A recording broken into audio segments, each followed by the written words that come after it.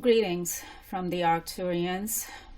Now, I'm looking at a YouTube video from the channel called Stories to Inspire, and the video title says, Islam's Biggest Secret. Musab Hassan Yusuf reveals what no one dares to say.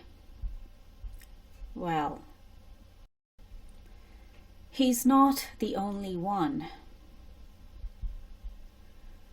because I'm revealing the truth about Islam, or the religion of Islam, the Muslim holy book Quran, and Prophet Muhammad here on my channel too. Now, in this video it's titled Islam's Biggest Secret, Musab Hassan Yusuf reveals what no one dares to say, from the YouTube channel called Stories to Inspire.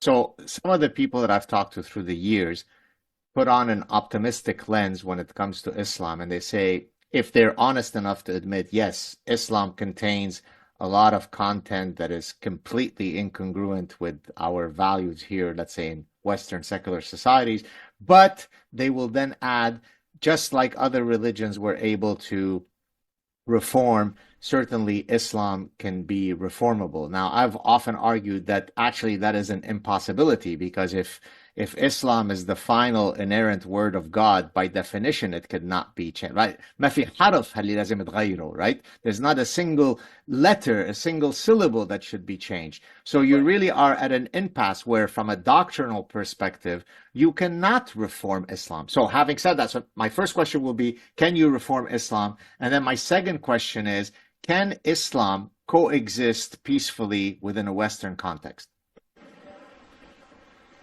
Look, in order to reform Islam, we need someone with a higher authority than Allah itself. As long as this individual, under the umbrella of Islam or the constitution of Islam, they don't have authority to change the Quran. They may have the authority to have their own interpretation and put some nice twist to it, sugarcoat it, and try to make it, fit in the 21st century. But can we do this with every Islamic law? Can we do this with every verse in the Quran? I cannot think of anybody who has that authority. And all the Islamic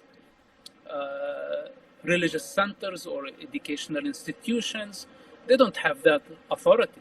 They are all under the burden of a book that was not even written during the days of Muhammad. It was written way after his death.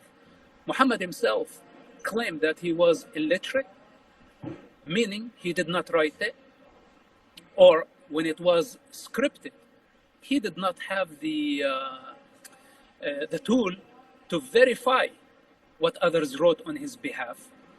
Then it was collected some 150 years later. Some accounts say 400 years.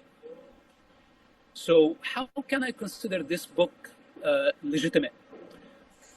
So in this video, the question is being raised regarding, can the religion of Islam be reformed? And then Musab Hassan Yusuf is also saying that, can we do this with every verse in the Quran, or can we reform every verse in the Quran? And I will say yes, but only I can, or we can, because I have the authority, we have the authority to reform every single verse in the Quran, in the Muslim holy book Quran. And no one else will be able to do this because of who I am, the reincarnation of. I have the authority given by God to reform every single verse of the Quran. And that's because of who I am, meaning who I am, the reincarnation of.